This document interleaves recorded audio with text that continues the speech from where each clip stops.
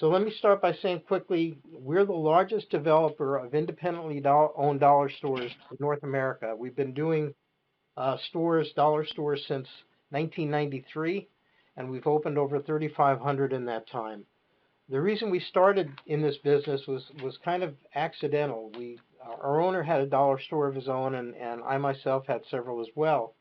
And my owner especially had people coming into his store asking how they might get into this business, and so he developed a store or two, and that kind of took off. So we ended up actually going together into the store development business. Um, because many people would like to own a Dollar Tree or a Family Dollar or a Dollar General because they see how well they're doing, but an individual like you or me can't do that. Those are all privately owned stores.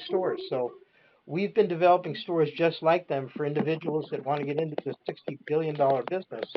Um, and this is really the only way they can do it. So it's a great opportunity for a lot of folks to get into the business, number one, and control their own destiny, number two. In our program, we provide 7 key services, and they are financing assistance. We help you find a location. Once you've found a location, we found a location that you like. We negotiate the lease on that location. Then we complete the setup of the store. We provide all the labor, the fixtures, the equipment, the interior signage, everything you need to open and operate your store. We provide comprehensive training before and after you're open. You become a member of our merchandise network, which gives you discounts of 20 to 25% on merchandise as opposed to what you would pay as an individual going to these same suppliers. And then once you're open, you get the best long-term support in our industry, in any industry really. You get all the advantages of a franchise, the back-end support. We help you get ready for every season and holiday. We present you with hundreds of new items to add to your store if you choose. Good evening, welcome, every single week. And uh, there are no fees or royalties. So, like a franchise, we give you all the support you could imagine.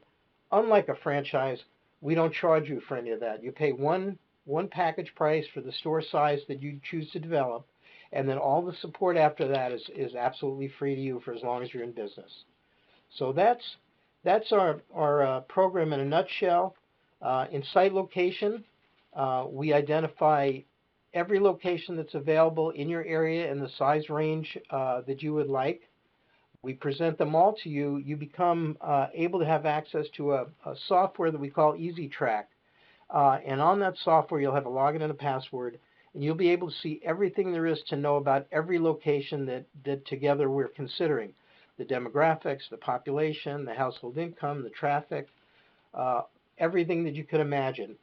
And we help you evaluate those locations. We'll ask you to go out and visit some of them, and we'll help you evaluate one against the other so when we're done with the negotiation, you can make the best business decision possible in terms of what location you choose. Once you've finalized your decision on a location, we negotiate the lease with the landlord, and this is very critical. There are so many provisions that are in a lease. Sometimes they're buried in the lease. We negotiate over 17 key provisions. Good evening, welcome. Uh, to make sure that you have all the key protections that you need. Some of these might include exclusive use, which means that you're the only business in that shopping center that can operate a dollar store. Nobody else can come in and infringe on your business.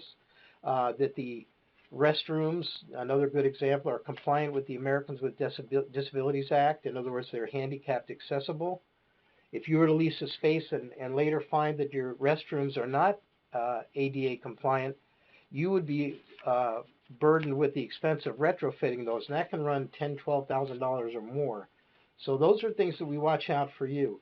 We make sure that there's a dark clause in every lease, and what that means is if you lease a space and there's a grocery store and that's the anchor tenant and that's very important to the success of your store in the center, if that anchor tenant for some reason goes out of business or relocates, you have the ability to adjust your rent to a reduced amount or to leave the location if you choose and move to a more advantageous one for you.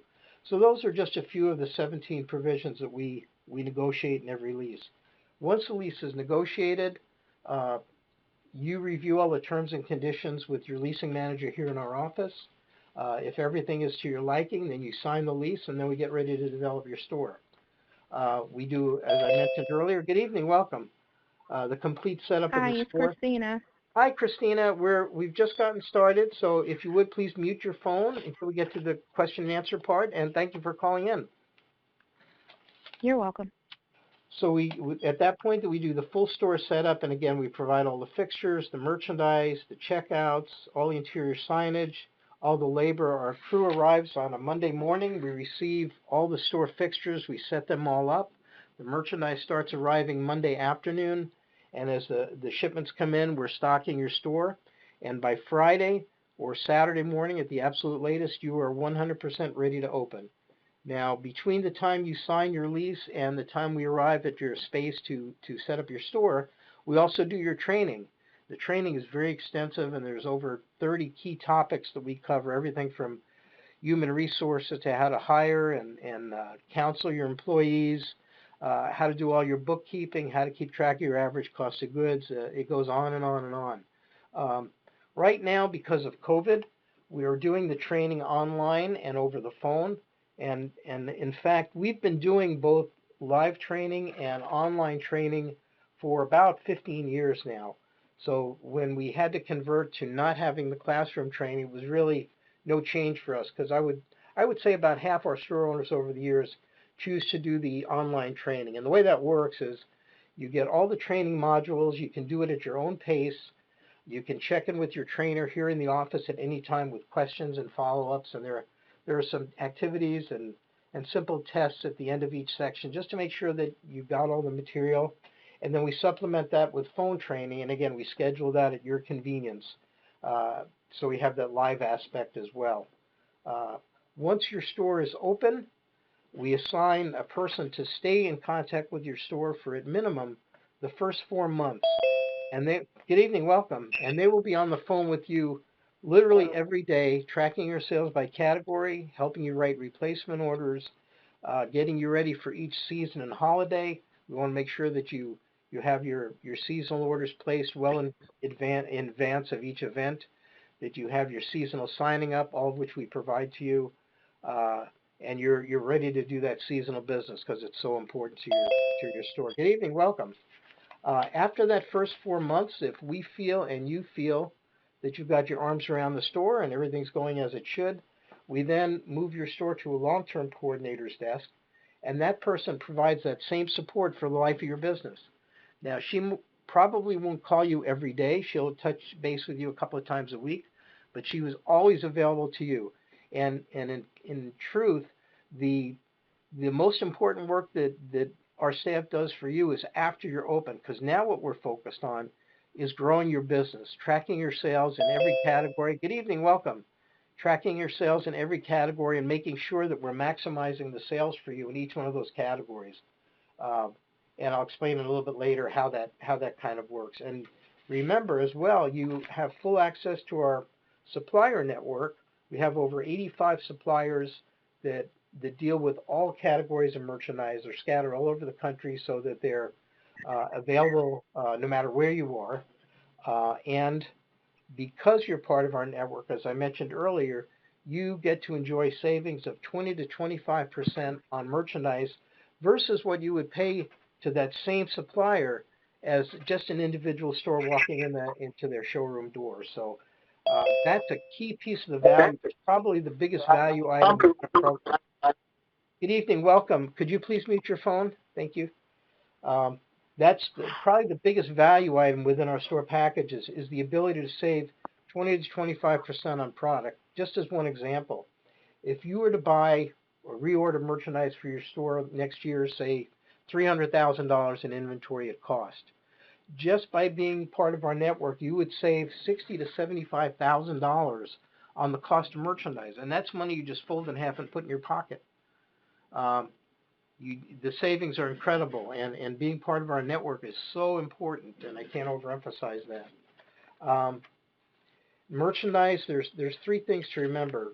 The most important touchstones in merchandise are value, variety, and a constant flow of new product. And We provide value because myself and our owner, we negotiate the prices. Good evening, welcome. We negotiate the prices on every item that we present to you for your store. If we don't think we can get to the right price or we don't like the quality of the item, you will never see it. Um, we provide variety because we have so many different suppliers with all different types of product, and because we negotiate freight guarantees and freight minimums with most of our suppliers, you can buy product that no other independent store in your market is able to buy because they would have to pay too much to get it there. Because remember, you're saving 20 to 25% and you're getting a better freight rate than they are. So combining those things, if you're in Chicago, for example, your competitors can only buy from suppliers in and around Chicago. You can buy from suppliers in New York, in LA, in Houston, and you'll have product that those other store owners could never dream of having. It's such a competitive advantage. And then the last thing is new merchandise, and uh, it's one of the most important aspects of the merchandise component of your business, because when people shop in your store, just like you shop and just as I shop, I go into a dollar store and I know what I want to buy, and I want to get maybe paper towels, shampoo, uh, some. If you could see me, vanilla wafers are very important to me, and and so I have a shopping list. Maybe I have 6 or 8 items, and that's what I intend to buy. So I go into the store and I find those items, and I'm happy. I've satisfied my needs. Then I start to look around, and now I'm seeing things that I didn't intend to buy, but have great perceived value. So maybe I'll see a table runner, which would look great on my hall tables, and it's $1. So I pick it up and I throw it in my cart, and I see a man-made chamois, which I can use to clean my car on the weekends, and it's $1. Looks like a pretty good deal. I put it in my cart, and a couple of toys for my grandkids, and pretty soon my $6 purchase that I intended to make is now $15 or $18. So now I'm buying things I didn't know I needed, but the perceived value is so great that I have to have them. Now, when I come back to your store in a week or so, I need those consumable items that I used up, the paper towels and the vanilla wafers and so on. I don't need the chamois. I don't need the table runner. I don't need the toys because I still have them. But if you show me something new in home decor or in auto care or in hardware or in toys, whatever those categories might be, now I'm a customer again for those other items. And the what I'm saying in a long way, and I apologize, is that the new goods are so important to your store. They build your average sale, they build your net profit, uh, and we provide you with hundreds of options for new goods each and every week. And our coordinator is going to work with you because if she knows that you're a store that does very, very well in hardware, she's going to make sure that whenever there are new goods available in hardware, she's going to accentuate them for you and say, hey, Joe, I know you do a great job in hardware. We got this new line of tools for women. You're going to love it. Take a look at this. And that's how we help you grow your business once you're open. And that's one of the most important things that we can deliver to you. So that is our program in a nutshell. And then what I'd like to do is talk for just a couple of minutes about what's going on in our industry right now. And I know you've been getting the emails, so you've probably seen a lot of what I'm going to mention, so I won't spend a lot of time with it. But, all of us have been through an unusual 8 or 9 months. I think that's fair to say. Uh, and what we've learned is that as bad as the COVID situation has been for a lot of people, sadly, and for a lot of businesses also, sadly, some of which either haven't survived or may not survive when this is all said and done, our businesses are doing better than ever. And why? Simply because we have products, number one, that people needed and wanted through the pandemic. And when they couldn't find paper products, for example, in their grocery store, our stores had them. When they couldn't find household cleaners and disinfectants and health aids because the shelves were wiped clean in the grocery stores, we had those items. So we gained so many new customers as an industry, and we're not going to lose them. The same thing happened during the economic downturn in Good evening, welcome. During the economic turndown in 2008, a lot of people shopped dollar stores because they needed to. But when the economy got better, they stayed. And why did they stay? Because the value that they found was so good. They found name brands, they found quality items. Maybe they had a different feel about what a dollar store was, but they found that they could do very well shopping there, so they stayed. And that same thing is happening right now. Dollar General, I think one of my emails a while back, for the second quarter of this year, at the height of the pandemic, their sales were up 22%, biggest increase in the history of their company. And our store saw the same kinds of increases. Uh, Dollar General stock price is higher than it's been in the history of their company. Uh, why? Because investors believe in dollar stores, and consumers do as well, and certainly so do I. Right now is a great time, and I've been bringing this up for a while now, but I'll say it one more time. Um, in addition to shoppers finding our stores in greater numbers than ever, landlords, because they're losing business owners, are looking for quality tenants, and they know that dollar stores are virtually pandemic proof. In all but a couple of states, dollar stores did not have to close at all during the closures that affected so many other retailers because we were seen as an essential business because of the products that we carry. Uh, Household paper goods, disinfectants, health and beauty aids, food items, and so on. So our stores not only stayed open but enjoyed nice increases during this whole period, uh, and continue to do so. The landlords want our stores. They want quality tenants for their shopping centers. So they're making great deals. We're seeing lease rates better than we've seen in years. The landlords are bending over backwards to deliver the spaces. You know, there was a time when a landlord would say, "Well, you got to paint, you got to put in new flooring, you got to take down those walls. I'm not going to do any of those things." They're much more flexible now in terms of how they'll deliver a space, which is great. Or they'll give you more tenant improvement money than they did in the past for you to do that work and get reimbursed for it. So the landlords want us. They want you. They want our businesses. And so they're making deals to make that happen for themselves.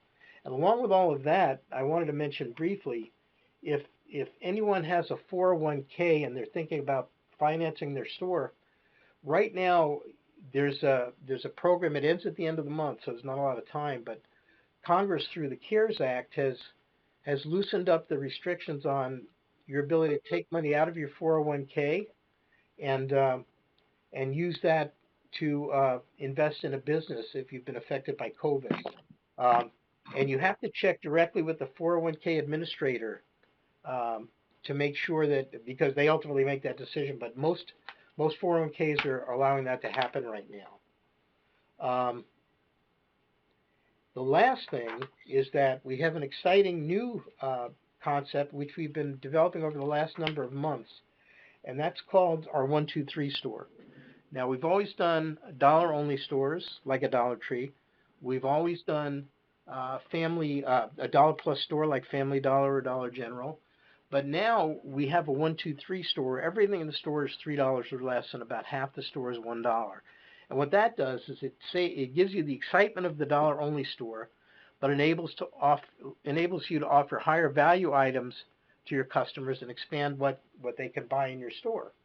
Uh, and it's interesting because not too long after we rolled that out, Dollar Tree announced a program that they have. It's called Dollar Tree Plus 2.0, which is that store, Dollar Plus type store. Um, I've not seen one yet. They haven't opened any that I'm aware of, but I know it's going to be very similar to what we're doing. But it's going to be more like a Family Dollar, quite honestly. And I think what they're doing is transiting from the dollar only to a simple Dollar Plus store like a Family Dollar, whereas we're going to stay locked into those price points. Good evening, welcome.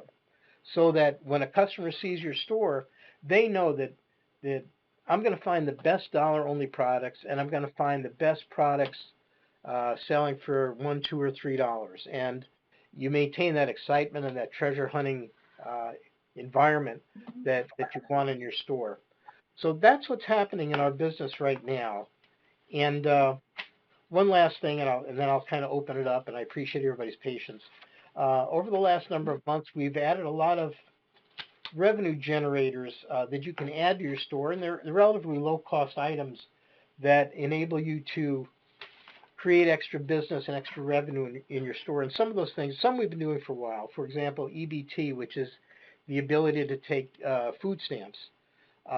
We in training explain to you how you go about that. You do have to be open to make application. It's very simple to get into the program, and people that are shopping with EBT cards can shop virtually every item in your store. great advantage. Um, we're also starting to set up some of our stores, if they choose, with mailbox rentals. Security is a big issue for a lot of folks right now, identity theft and so forth. Um, so you can put in a bank of mailboxes and add to them as you rent your mailboxes. Uh, the mailboxes, they rent for, depending on your area, anywhere from $15 to $25 a month. People can pick up their mail in your store. The big advantage to that is that they're going to be in your store 2 or 3 or 4 times a week picking up their mail. So you have the opportunity to sell product to them each and every time they come in. Some of our stores are putting in key duplication machines. Everybody has keys. Everybody needs keys. Everybody loses keys. Um, it's a high profit item. It takes minutes to create a key for somebody. Uh, where Home Depot is charging $3 to $5 for basic keys, you can sell them for $1 or two for $3, and make a two-time markup. Uh, we also have a custom printing program where you can print banners for people while they wait, as opposed to going to Signorama or someplace like that and having to come back 3 days later to pick up your banner, and we're less expensive. Other services that you can add are notary services, faxing, lottery tickets, bill pay, computer time rental, goes on and on. We work with each store individually to see what add-ons you might want to consider for your store, and then we go through the how to get that set up for you. And with that, what I'd like to do now is kind of open it up for questions. And I know that we're going to try not to talk over each other. I know it's difficult, so we'll try and do it as an orderly a fashion as possible. And I look forward to hearing your questions. So let's get to it. Hi, my name is Kimberly White. How you doing? I'm good. How are you this evening, Kimberly? Good. And I have a question. I live in Cincinnati, Ohio.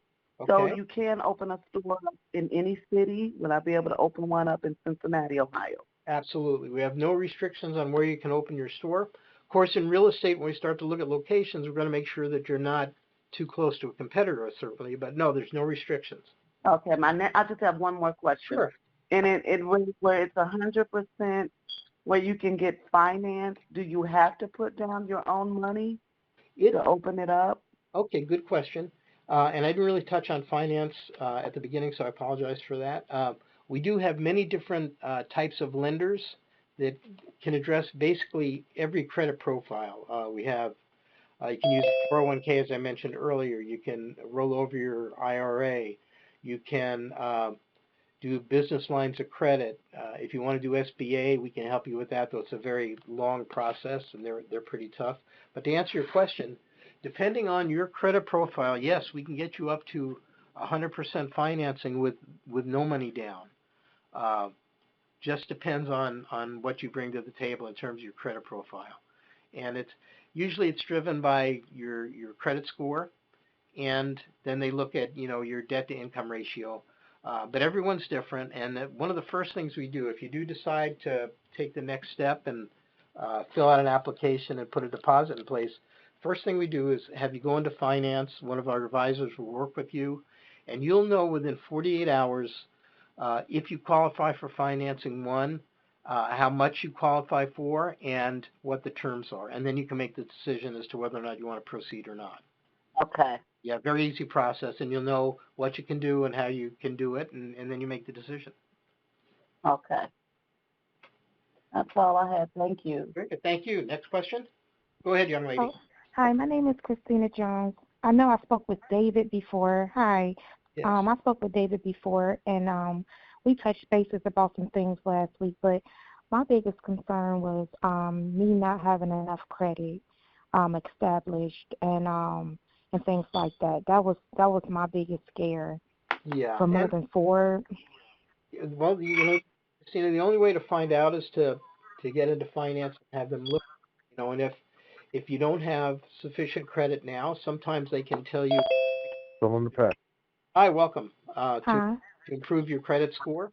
And if you want to follow up with David tomorrow, maybe we can set that up.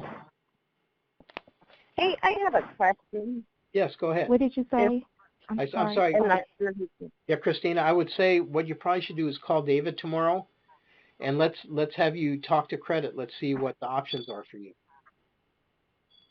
Okay, and one more thing, Miss. Yes. I'm sorry. No, go ahead. And another thing for the landlord, that was another concern. That was my second concern.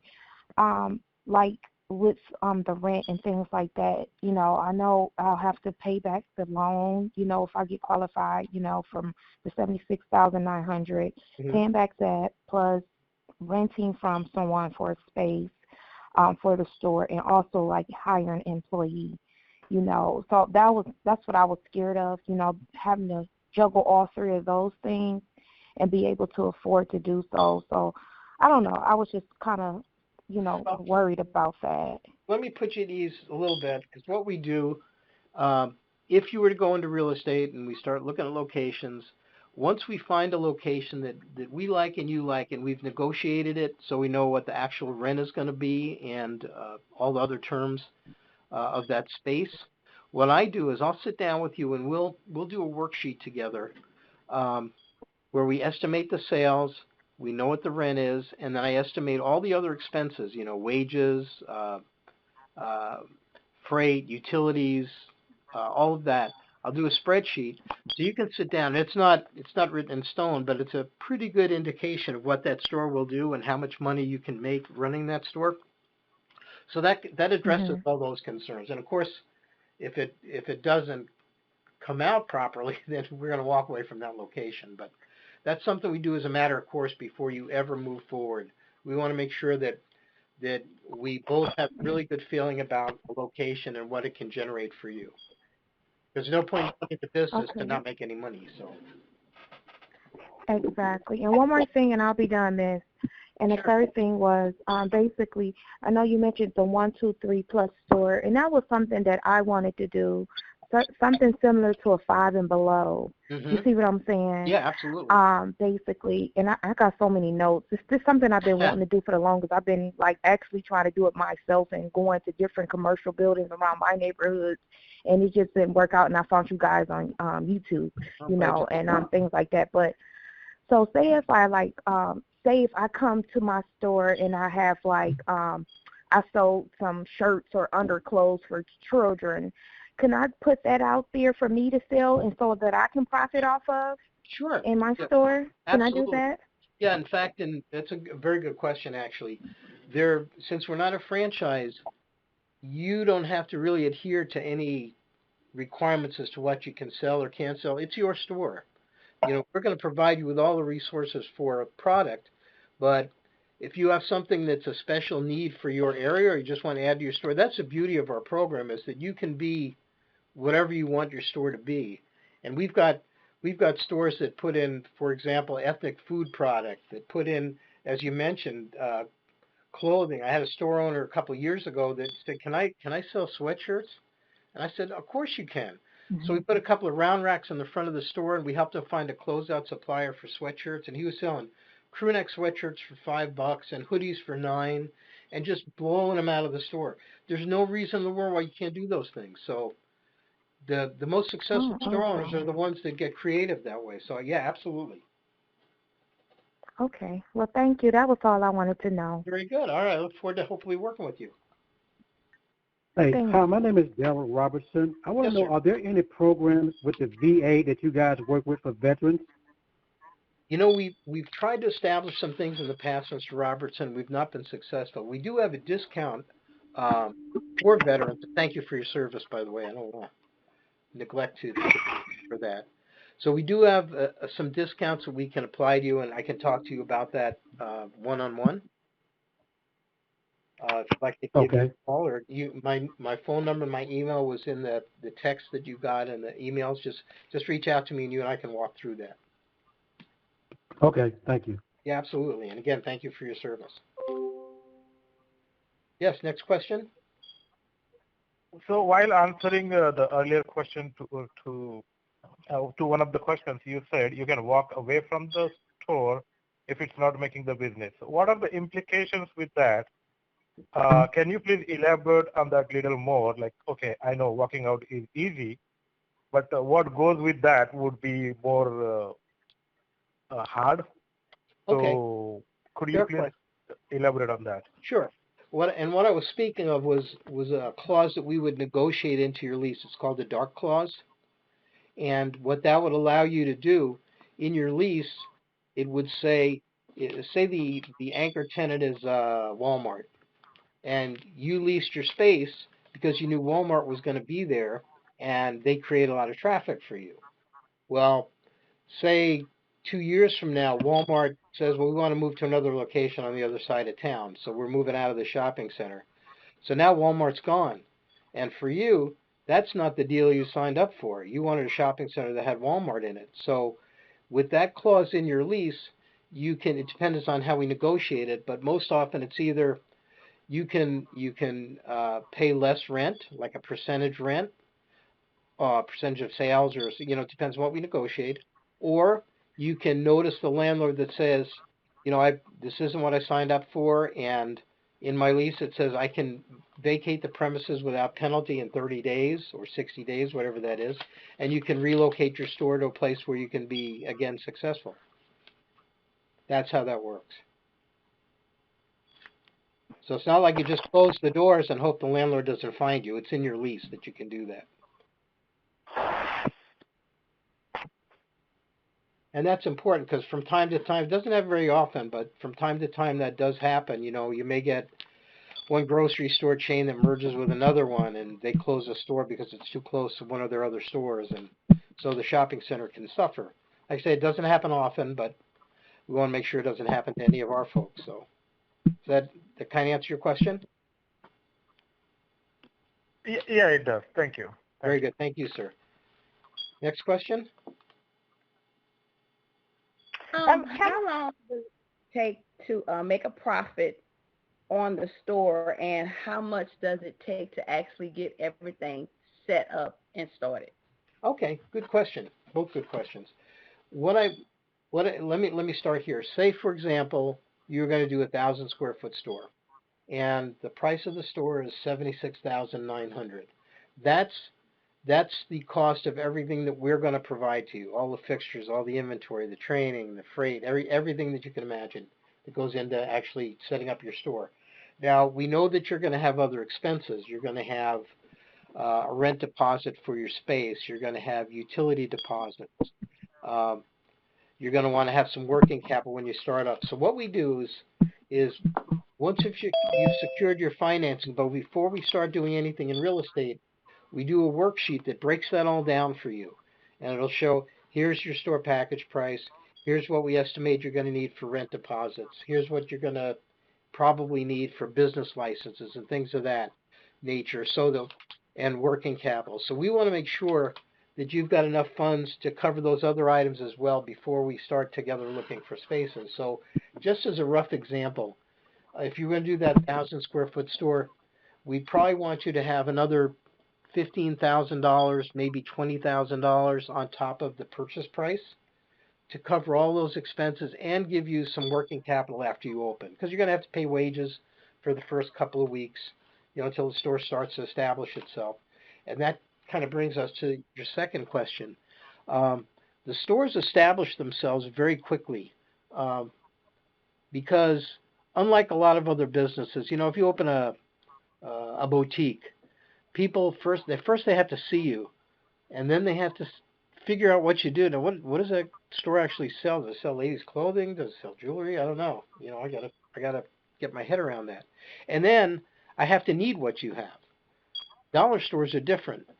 If you're in the right location, people see you. They know what you are right away. The first time they drive by or walk by, say, "Oh yeah, I know what that is," and I need what you have today. I need what you sell today. So they establish themselves very quickly. So it really comes down to two things: making sure that we identify a good location, because that's always the most important thing, and then making sure that you stay in stock on the items that people want and need. And then the stores, generally our stores start showing a profit within the first 60 days, 30 days to 60 days. It doesn't take long at all because you're buying and selling merchandise so fast. And keep in mind that when we negotiate your lease, we're almost always to get anywhere from 2 to 3, sometimes 4 months of free rent. So for the first number of months that you're open, you're not paying rent, which is a great advantage as you start to establish your customer base and so forth. So does that kind of answer your questions? Yeah. So another thing, it depends on the square footage of what you want is how much it's going to take to get your store up and running. That is correct. And on our website, we list it. You go to at the top of the home page, you click, I think the button is called pricing packages or something like that. It will give you all the pricing for all the sizes for a dollar only store, a dollar plus store, a 1, 2, 3 store, and so on. And right now, and I might have mentioned this in one of the emails I sent, between now and the end of the year, we've rolled back our prices. The 1,000 square foot store I couldn't lower, but every other store price we've lowered anywhere from $5,000 to $10,000. Because we know a lot of people want to jump into business right now. A lot of us have been hurt a little bit by the pandemic or scared certainly enough that you kind of sit back and look, as I did many years ago, and I said, maybe it's time for me to own my own business so I don't have to worry about getting downsized or whatever that might be, and all of a sudden I have a job tomorrow. So we've done that between now and the end of the year. So if you were to get your deposit in between now and the end of December, even if you don't open your store until the first quarter next year, whenever that might be, you can have that discount. So something to think about. Excuse me. Okay. Yeah, and there's an email. If you didn't get it for some reason, if you send me a note, send me an email, or give me a call tomorrow, I can send you the price differences so you can see them. But it was pretty significant.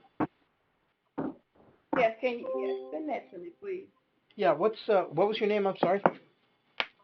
Elna, Elna Murray. Spell your last name, please. Murray.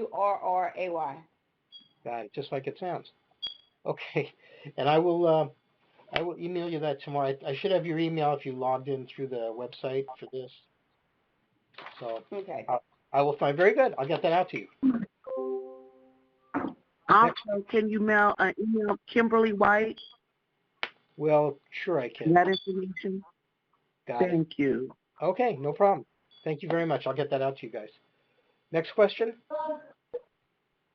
How you doing? Good. Yes, Can sir. you hear me? Yes, sir. Go ahead. How you doing? I'm How you fine. doing? And My yourself? name is Travis Malloy. Thanks I'm for good. calling in. Thank you. The question I wanted to ask was also one as the young lady just asked about the square footage. What is the lowest square footage a store can be and still make a decent profit? Okay, good question. We start at 1,000 square feet, Travis. Anything smaller that it's difficult to make work. There's just not enough horsepower in terms of sales, you might say. 1,000 square feet in the Mhm. right location can do very, very nicely. And then, of course, depending on your funding, if you go a little bit bigger, that's fine too. But we wouldn't Mhm. probably do well. We've never done, in my experience, I've only done 2 or 3 stores less than 1,000 square feet, and they were very unusual circumstances. For example, we had one gentleman a couple of years ago. He had a pharmacy, and he just wanted to put some, like a small dollar store, to take advantage of the people who are coming in and out. So he was like 600 square feet, but he had another Mhm. business, to wrap around that. So it was a little bit different. But yeah, I wouldn't recommend anything smaller than 1,000 square feet, but that can be a pretty nice store. When Mhm. we build a store, we on the walls we go up 8 feet with merchandise, and then the shelving units in the middle of the store are all 6 feet high. So we pack the stores full of product. It's not like you got an item here and an item there. The sales per foot are based on how much merchandise you have per foot, so we pack it in pretty well. Pretty well. And if you look at the stores on our website, you can see that we really load up the stores because we want to overwhelm your customers with merchandise when they walk in. So Okay. my dad used to tell me, the more you Thank have, you. the more you sell. And he also told me that nobody will buy the last item on the shelf, no matter what it is. He said you could wrap it in bacon and they still won't buy it. So yes, I'm sorry, ma'am. Go ahead. Did you have a question? I do. I asked it, yeah. Yeah, go ahead. I'm sorry. Go ahead. Oh shoot, I forgot that fast.